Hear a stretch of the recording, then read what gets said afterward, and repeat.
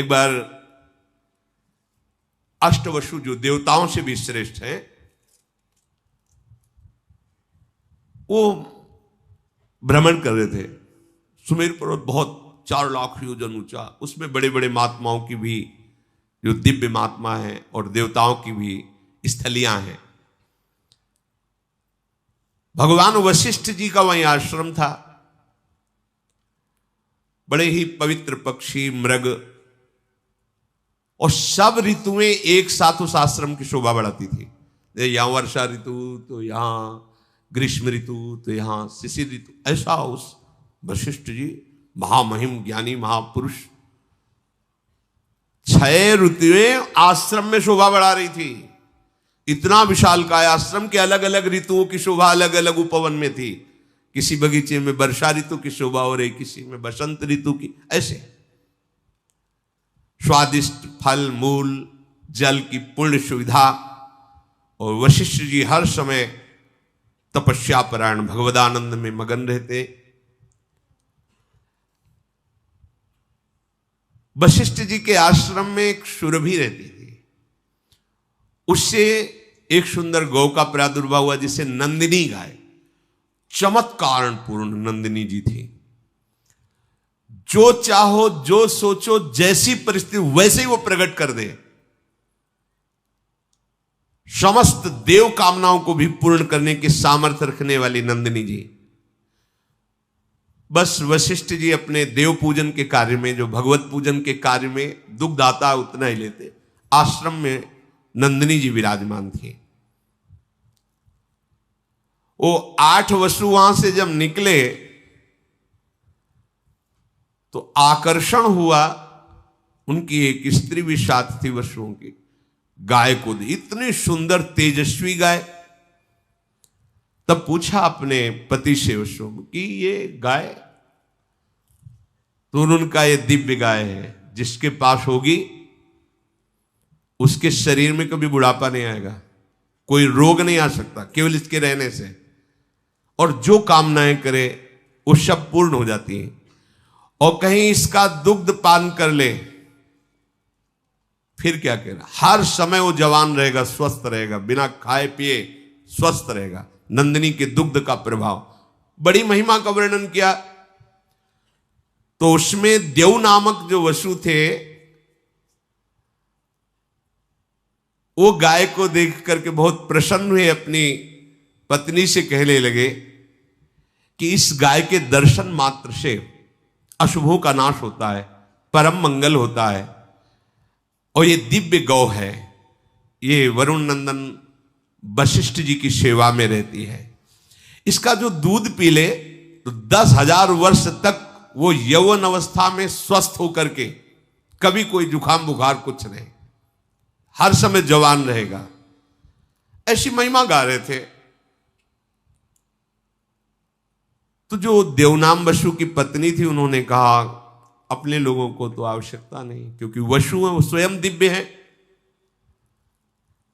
मनुष्य लोक में मेरी एक मित्र राजकुमारी है, ये गाय अपहरण करते हैं और वहां पहुंचा देते हैं, और वो स्वस्थ रहेगी, यौवन अवस्था में रहेगी, मेरी मित्र है, ये मैं चाहती हूं। उन्होंने कहा नहीं नहीं, आप ये सोच कैसे लिए, महात्मा वशिष्ठ की गाय है, ऐसा सोचना भी पाप है। उनका देखो मुझे और कुछ नहीं चाहिए, यदि आप हमें चाहते हैं ना तो आप हमारी ये बात पूरी करें।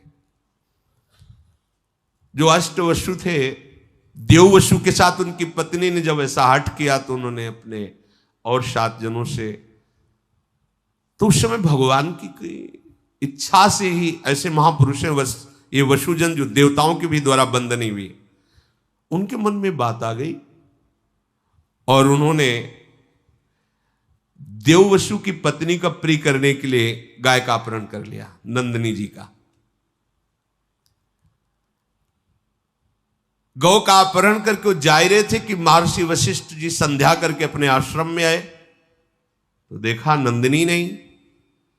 तो उन्होंने कहा कौन ऐसा हो सकता है, किसका इतना त्रिभुवन में साहस हो सकता है कि हमारी आज्ञा के बिना हमारे आश्रम में प्रवेश करके नंदिनी को ले जाए। वशिष्ठ जी ने आसपास खोज की, पर जब नहीं मिले तो उन्होंने ध्यानस्थ होकर देखा, तो कहा अरे ये वशु लोग ऐसा कार्य कर सकते हैं। वो तो तत्काल आवेश में आ गए और वहीं प्रकट हो गए जहां वशु गाय लिए जा रहे थे। उन्होंने कहा तुम्हें शोभा देता है, तुम देवताओं से भी वंदनीय श्रेष्ठ हो, हमारी नित्य दिनचर्या में देव पूजन में आने वाली गाय को तुम चुरा कर ले जा रहे हो, तुम्हें पता नहीं तुम क्या अपराध कर रहे हो। वो तो घबरा गए वशुजन। कहा ठीक है, तुमने मनुष्य लोक वाली बात की है, मनुष्य लोक में ही ये चोरी होती है, देवलोक में देवताओं में श्रेष्ठ वशुओं में ये वृत्ति कैसे आ गई, इसलिए मैं शाप देता हूं, जाओ तुम मनुष्य लोक को प्राप्त हो, यही तुम्हारे लिए दंड है।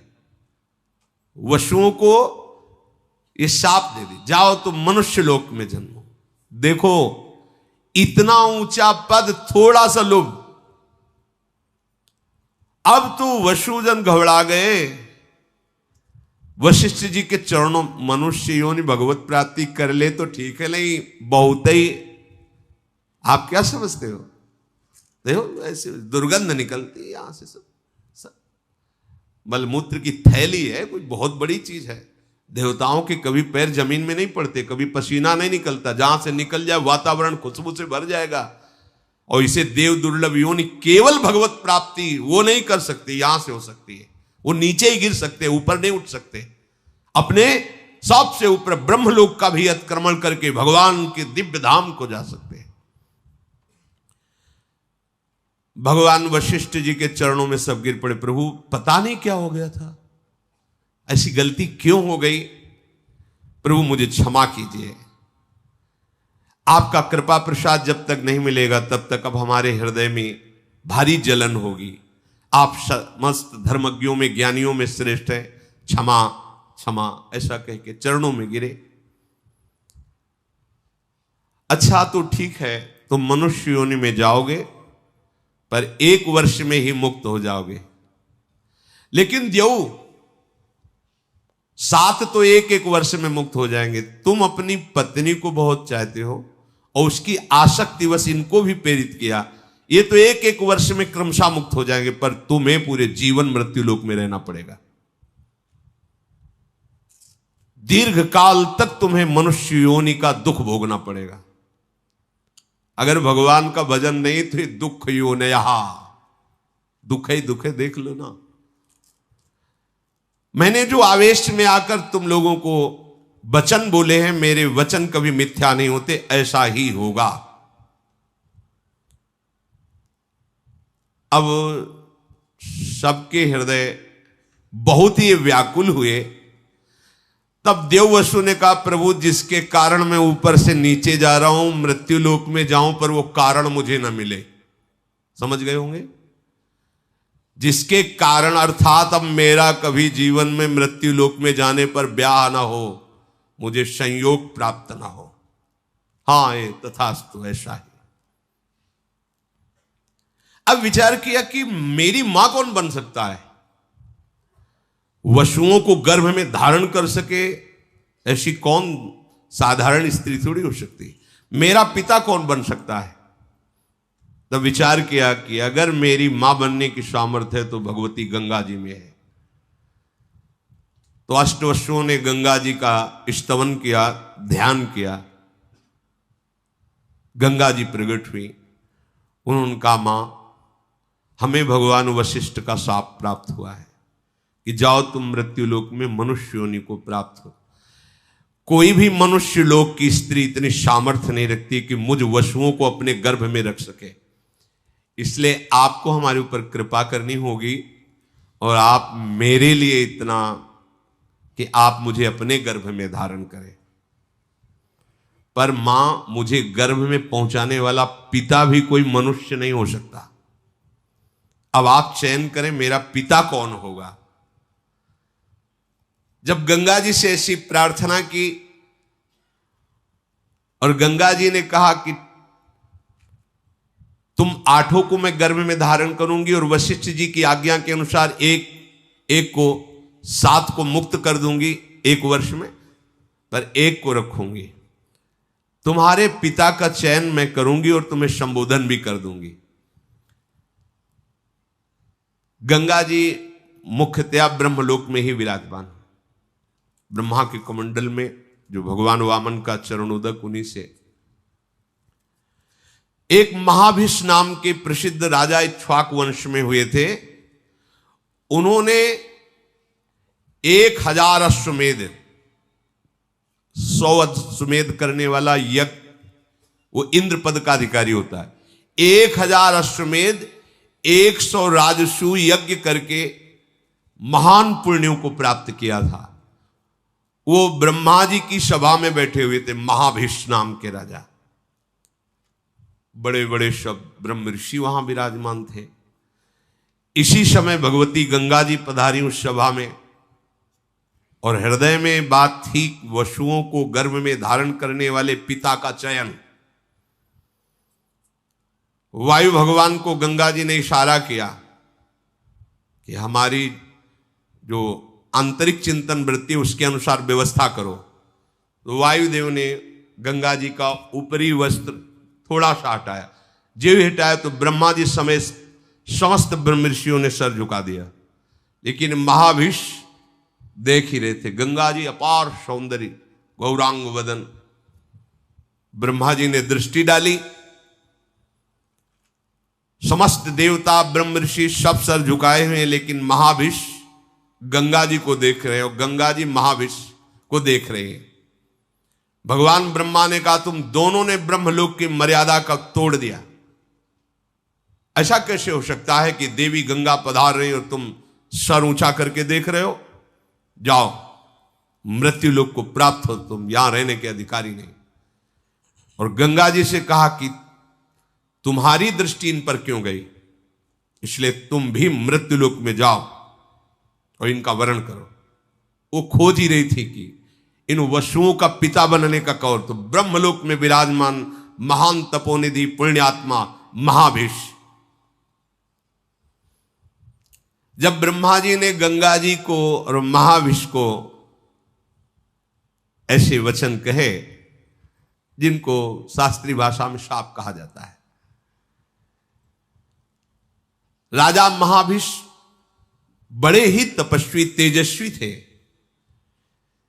इनके पिता हुए प्रतीप, और ये पुत्र रूप में उनसे जन्मे जिनका नाम महाराज शांतनु पड़ा।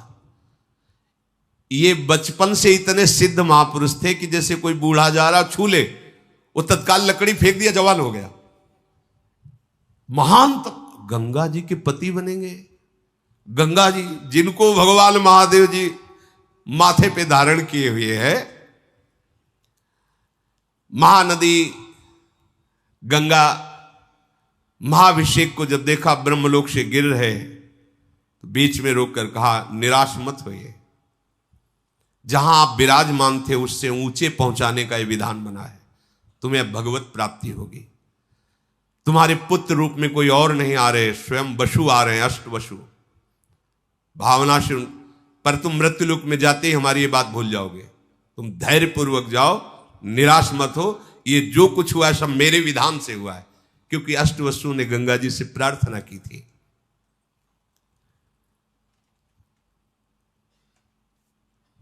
भगवान के मार्ग और भूमि श्री प्रिया प्रीतम के चरणारविंद हैं।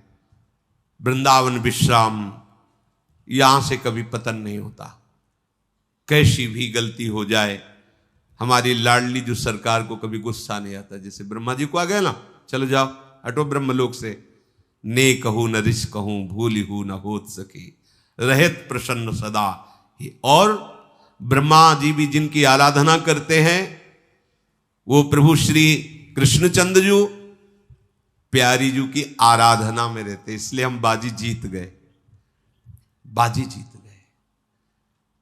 अगर श्री जी के चरणों का शरणागत होकर के भी अब की काम नहीं बना, तो मुझे लगता है कि फिर बनना ही बड़ा मुश्किल है।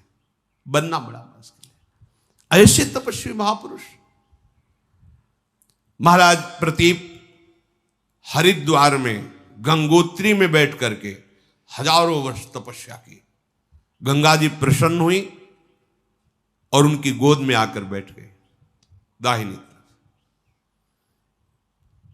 और कहा, मैं तुम्हारी तपस्या से बहुत प्रसन्न हूं, तुम जो चाहो प्राप्त कर सकते हो, मुझे स्वीकार कर सकते हो। उनका हां, हमारा हो भाग्य, पर आप जहां बैठी हैं वो स्थल पुत्री या पुत्र वधू का होता है, स्वीकृत है, आप हमारी पुत्र वधू बनो। इन्हीं प्रतीप से महाराज शांतनु का प्रादुर्भाव हुआ। तो उनका, मैं तुम्हारी पुत्र वधू तो बनूंगी, पर अपने पुत्र को संबोधन करके पहले से ही बता देना, कभी हमसे ये प्रश्न ना करे कि तुम कौन हो, कभी हमारी क्रिया पर प्रश्न ना करे कि तुम क्या कर रहे हो, तुम्हारा उद्देश्य क्या है। अगर वो कभी भी हमसे प्रश्न कर देंगे, कभी भी हमारी क्रिया पर टोक देंगे, उसी समय मैं चली जाऊंगी और जाते जाते भी उनका महामंगल करूंगी। आपका जब पुत्र हो और वो चेतनायुक्त, तब ये बात उसको बता देना, मैं अचानक आकर के मिलूंगी। गंगा जी ऐसा कहकर के प्रतीप की गोद से अंतर ध्यान हो गई। बहुत काल तक प्रतीप की कोई संतान नहीं हुई। फिर यही महाभिष राजा उनके गर्भ में पत्नी के आए। जन्म होते ही पूरे नगर में एक आनंद था, सबका हृदय शांत था, इसलिए ब्रह्म ऋषियों ने इनका नाम शांतनु रखा। बचपन से ही भगवती शोभा से संपन्न, तेजस्वी, स्वाभाविक इनकी गति थी कि इनको गंगा जी की धारा बड़ी प्रिय थी। आकर्षण होता है, भगवती आकर्षण होता है। वो सदैव धारा के किनारे ही घूमते रहते थे। जब इनकी यौवन अवस्था में वृद्धि शरीर हुआ तो अचानक से पीछे से नूपुरों की ध्वनि सुनाई दी। मुड़ करके देखा, इतना तेज, इतनी सुंदरता, देखने से मूर्तिमान पवित्रता, गंगा जी मूर्तिमान पवित्रता। महाराज शांतनु तो जैसे कोई खिंचा हुआ वशीकरण से चलावे, ऐसे समीप आए। पिता की बात याद आई कि पिता ने कहा था, कभी तुम्हें कोई एक सुंदरी मिलेगी, तुम्हें ये प्रश्न नहीं करना कि तुम कौन हो, और तुम्हें ये कभी नहीं कि तुम ये क्या कर रहे हो। दो बातें उन्होंने कहा कि यदि तुम वही सुंदरी हो जिसे पिता ने संबोधन किया था, मैं नहीं पूछना चाहता तुम कौन हो, और मैं कभी नहीं रोकूंगा कि तुम क्या कर रहे हो, पर यदि वही हो और मुझे स्वीकार करने के लिए आई हो तो मैं तुम्हें स्वीकार करता हूं। बस इतनी बात हुई थी। बिना कोई प्रश्न उत्तर किए भगवती गंगा उनके साथ हस्तिनापुर के चक्रवर्ती सम्राट पद पर महाराज शांतनु विराजमान, और जिनके महल में स्वयं गंगा जी पहुंच रही, वहां की पवित्रता क्या। यह हम चरित्र इसलिए प्रारंभ कर रहे कि भगवान कह रहे, मैं सब में समरूप से विराजमान हूं, ना मेरा कोई द्वेष का पात्र, ना मेरा कोई प्रिय है, पर जो मुझे बचता है मैं उनका पक्षपात लेता हूं। तो भक्तों का पक्षपाती भगवान का जो स्वरूप है, इन महापुरुषों के चरित्र से सुनने को मिलेगा।